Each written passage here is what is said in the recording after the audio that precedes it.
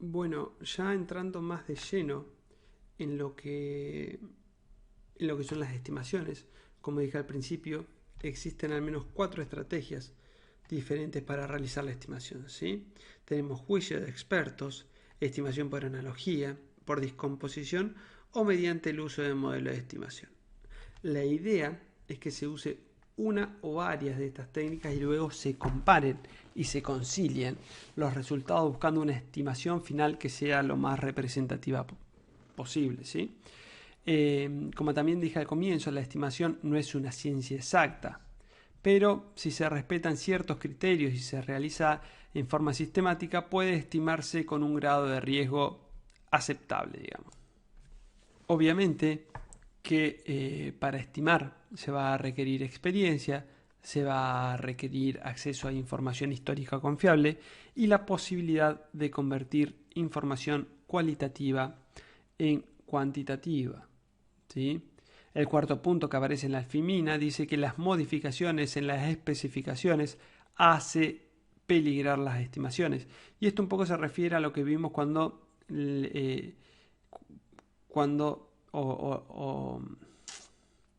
cuando lean en realidad el apunte que les voy a pasar, o que ya les pasé en realidad, el de Classical Mistakes, ¿sí? O errores clásicos, eh, en donde Mike había propuesto un sistema con ciertos requerimientos y para hacerse en cierta cantidad de tiempo, ¿sí? Pero Bill le dijo que tenía que hacerse algo diferente y en menos tiempo, dando por sentado de que el proyecto era el mismo, ¿sí?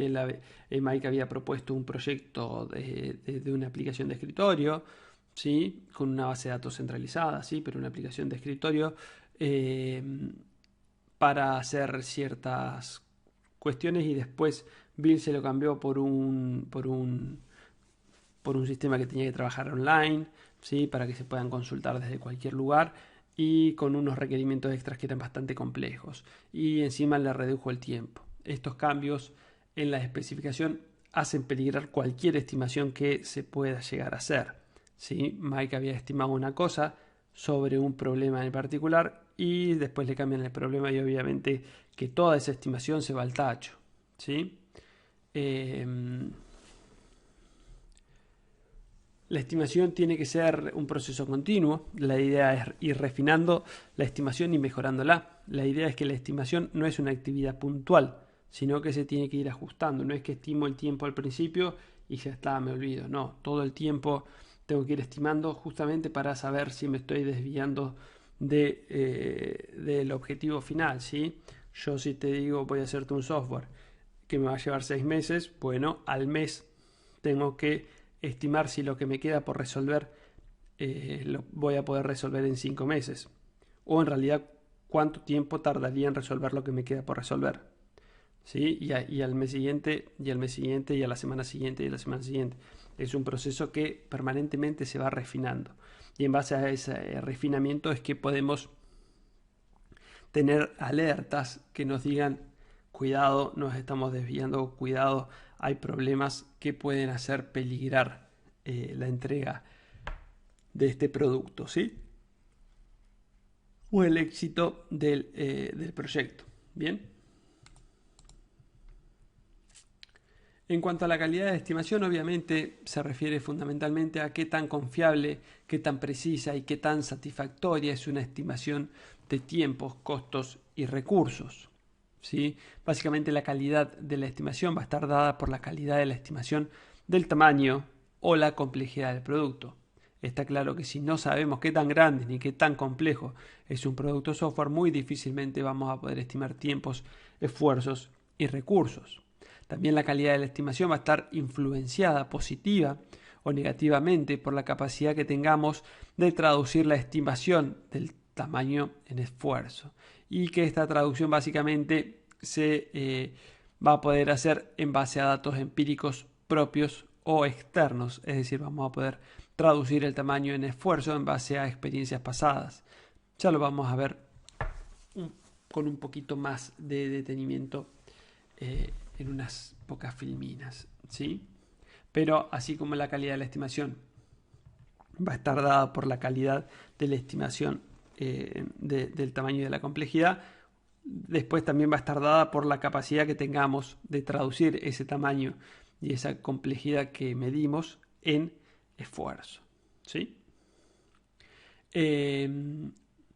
Lo que se especifica en el punto 3, en donde dice que la calidad de las estimaciones va a estar influenciada por el grado en que el proyecto representa las habilidades del equipo de desarrollo, tiene que ver un poco con lo que vimos en la unidad 1. Así, en la unidad 1, cuando hablamos de las 4P del desarrollo de software, en donde convivían el proceso, el producto, el proyecto y las personas, hablamos que las personas eran fundamentales para el éxito, ¿sí? Y también eran fundamentales para el fracaso del proyecto. Bien, el grado de experiencia del equipo de desarrollo y conocer dicho grado de experiencia es fundamental para realizar una estimación confiable, más que nada porque las habilidades del equipo de desarrollo van a afectar mucho lo que es la productividad. Bien, y como sabemos, la productividad del equipo de desarrollo es muy importante para poder respetar tiempos del proyecto. Bien. Por último, la estabilidad de los requisitos y la estabilidad del entorno también va a afectar la calidad de la estimación. Obviamente que si los requisitos o el entorno cambian constantemente, vamos a tener que ir ajustando constantemente el valor de la estimación, lo cual aumenta la probabilidad de errores. Si siempre los autos del puente miden más o menos 4 metros, por ejemplo, en el ejemplo que habíamos planteado antes, va a andar bien, ¿sí?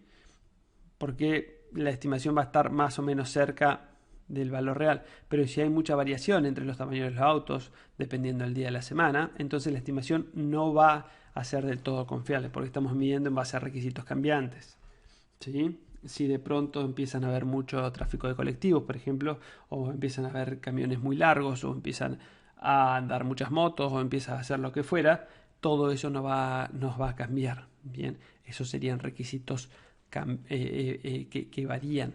Bien, entonces es muy difícil estimar. ¿Ok? En cuanto a los métodos de estimación que existen, ¿sí? Ya los nombramos varias veces. Tenemos estimación por analogía, que lo que hace es analizar proyectos similares anteriores, digamos, ¿sí? Juicio de expertos, que es más o menos como la teoría de los dedos oscilantes, la llamo yo, ¿sí? La teoría de los dedos oscilantes, ustedes no me ven, pero sería como hacer el más o menos con los dedos, ¿sí? Esta teoría, en lugar de aplicarla a nosotros, la aplicaría a un experto, pero es así, es medio como que es bastante subjetiva, ¿sí? Lo ideal sería consultar a varios expertos y tratar de obtener en base a ellos un valor estimativo lo más certero posible. La tercera estrategia es la de descomposición en problemas más simples, ¿sí? Esto es más o menos lo que yo les decía de dividir el problema en problemas más chicos y manejables, ¿sí? En teoría, el tiempo y el esfuerzo total estaría dado por la suma del tiempo y el esfuerzo total de las partecitas más chiquitas, ¿sí?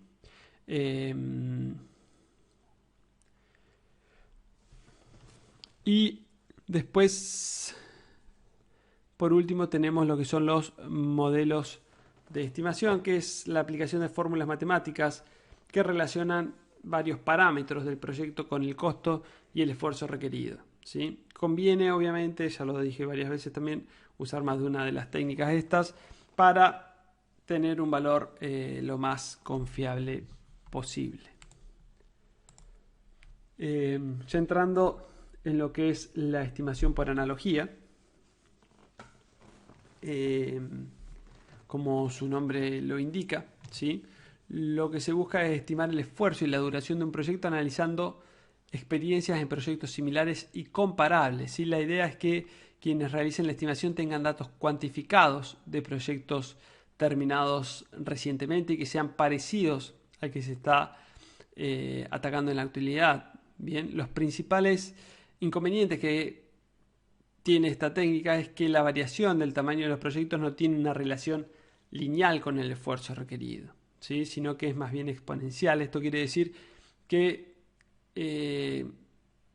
quizás un proyecto similar, pero que cambió algo chiquitito, puede hacer que el número final cambie mucho, ¿sí? Si se agrega un único requisito, pero justo ese requisito es súper complejo, entonces puede variar mucho el tamaño y el esfuerzo requerido para un software, ¿sí? El otro problema es que si bien un proyecto puede parecerse a otro en cuanto a los requerimientos, hay que analizar también el entorno, el cliente, el equipo de desarrollo, las tecnologías utilizadas, los tiempos con los que cuenta el cliente, las restricciones adicionales que pueden aparecer, la experiencia del equipo de desarrollo, etcétera, etcétera, etcétera. Entonces hay que analizar con mucho cuidado cuáles son los proyectos que vamos a utilizar como análogos al proyecto actual para en base a él lograr calcular con algo de certeza lo que sería el tamaño, el costo, la complejidad, el esfuerzo requerido para un proyecto, ¿sí?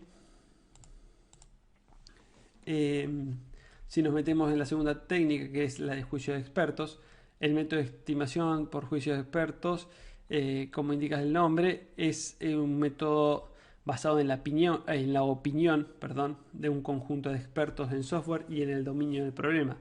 Como es un dato de opinión, es un dato claramente subjetivo, pero debido a que estas personas consultadas son expertas en el área, puede ser un valor bastante válido, ¿sí? La idea es que todos los expertos que participan en la estimación tengan experiencia documentada en el desarrollo de sistemas de funcionalidades o de complejidades similares a las que estamos analizando, ¿sí? Existen varios métodos para la estimación por juicio de expertos. Uno es el método llamado Delphi. La idea de este método es que se cuenta con un coordinador que le da a cada experto una especificación del proyecto propuesto y un formulario en el cual puede volcar su opinión. Todos los expertos completan el formulario en forma anónima. Pueden realizar preguntas al coordinador, pero no pueden preguntarse cosas entre ellos. El coordinador le da a cada experto el valor promedio de todas las opiniones para que la compare con la suya y luego le pide que realice una nueva estimación, que también tiene que ser anónima, ¿sí? Indicando cuáles fueron los motivos de esta estimación nueva, ¿sí? Se repite este proceso de obtener opiniones hasta que se llega a una estimación consensuada. Bien. Continuando un poquito con juicio de expertos, el otro método para la estimación por juicios de expertos es otro llamado Delphi, pero banda ancha. ¿Sí? La idea es que el coordinador le da a cada experto una especificación del proyecto que se va a querer desarrollar y les da un tiempo para que lo analicen. Luego el coordinador junta a todos los expertos para que intercambien puntos de vista sobre el proyecto. La idea es que este intercambio de puntos de vista se hablen de cosas globales y nada vinculado a posibles tiempos que puedan sesgar la opinión de los otros expertos, ¿sí? Luego de ese intercambio, cada experto presenta su estimación en forma anónima. El coordinador le da a cada experto un resumen con el valor medio de las opiniones y la idea es que realicen una nueva estimación anónima sin indicar nada con respecto a las razones del cambio, ¿sí? El coordinador convoca a otra reunión y ahí los expertos discuten los motivos de los cambios y las razones de las diferencias entre sus estimaciones, ¿sí? Se repiten estos pasos 4 y 5 hasta que se llega a un consenso.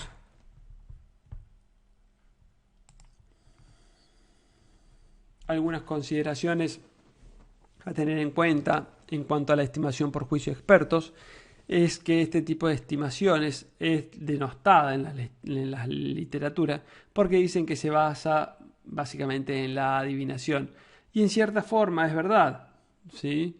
Pero uno adivina en base al análisis de datos concretos o de al menos el análisis de experiencias concretas, ¿sí? Es un método bastante utilizado en el mundo del desarrollo de software y está claro que está basado en la intuición y en la experiencia y proporciona un dato completamente subjetivo. Los resultados, si se hacen bien, suelen tener bastante buena pinta, ¿sí? Y si se los compara con datos que se obtienen con otros métodos supuestamente más precisos, también siguen teniendo bastante buena pinta, ¿sí? Yo creería que es un método más de predicción que de estimación, pero bueno, esto es a título personal. Bien.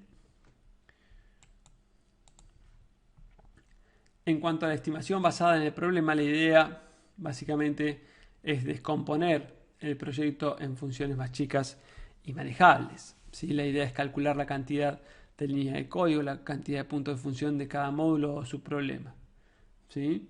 Esto se podría hacer, por ejemplo, con A, calcular el tipo más optimista, el tiempo más pesimista, ¿sí?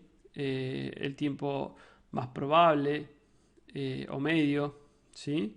Y bueno, en base a eso hacer un cálculo basado en el problema, ¿sí? Y después la descomposición en sus problemas básicamente se basa en el dicho divide y vencerás, ¿sí? La sumatoria de tiempo y esfuerzo de cada subproblema debería poder ser un valor representativo del tiempo y el esfuerzo requerido para completar el problema general. Se podría hacer uso de una variable de ajuste empírica para realizar la estimación final. Esto lo vamos a ver ahora en un cachitín. Y se podría hacer uso, y la descomposición se puede realizar en subsistemas, en clases, en tablas, en funciones o en lo que el equipo de desarrollo considere pertinente para el problema en cuestión. Esto ya es un poco a gusto de cada uno, ¿sí? Esta técnica de descomposición en subproblemas es bastante útil. Yo la uso bastante porque por lo general yo cuando tengo que estimar tiempos, costos, esfuerzos de un sistema, lo que termino haciendo es, lo primero que hago yo, por lo general, es hacer un modelo de datos del problema en sí. ¿Sí? Cuando digo modelo de datos, hablo de un modelo de dominio, un diagrama de clases. ¿Sí? Entonces ahí yo ya más o menos puedo traspolar mentalmente, ¿sí? Ese diagrama de clases o ese modelo de dominio en tablas de una base relacional. ¿Sí? Y esas tablas de base relacional obviamente que se pueden traducir también en clases. ¿Sí? Y a esas clases se les puede dar relativamente, en una forma relativamente sencilla, un peso, ¿sí? Una complejidad. Bien, entonces puedes tener tablas maestras, como por ejemplo pueden ser, no sé, tipo de factura, tipo de comprobante, tipo de cliente. Bien, en donde esas tablas sabemos que son poco complejas, ¿sí? Y entonces eso se le puede asignar, como les decía, un peso, un valor, una complejidad. Y a otras clases otros valores, pesos y complejidades. Bien, y en base a eso podemos estimar cuánto es lo que me va a llevar de tiempo y cuánto va a ser el costo. Yo podría decir, una tabla maestra va a salir 1.500 pesos el ABM y otra tabla y otras tablas van a salir más complejas, van a salir 2.500 y otra más compleja va a salir 5.000 y otra más compleja va a salir 8.000 y así puedo calcular el costo total en base a el costo de la fabricación de cada uno de esos ABM, ¿sí? Obviamente que después se tiene que ir ajustando el valor en base a nuestras experiencias, ¿sí? Pero bueno, puede funcionar bastante bien esto. Y después, por último, tenemos los modelos de estimación, ¿sí? Que básicamente se dividen en modelos empíricos, modelos estadísticos, modelos basados en una teoría o modelos compuestos. Los modelos empíricos son, por ejemplo, el de juicio de expertos, ya que son modelos basados en datos históricos y en los que se estima a partir de la opinión de personas capacitadas en un área. ¿Sí? Los modelos estadísticos se basan en regresiones estadísticas de muchos proyectos. Los modelos estadísticos se dividen en modelos lineales y no lineales. Los lineales se encuentran actualmente en desuso y los no lineales los invito a que los lean de los apuntes que les voy a pasar luego. ¿Sí? Después tenemos los modelos basados en una teoría y por último los modelos compuestos que utilizan una combinación de distintas técnicas. Por ejemplo, COCOMO es uno que vamos a ver a continuación.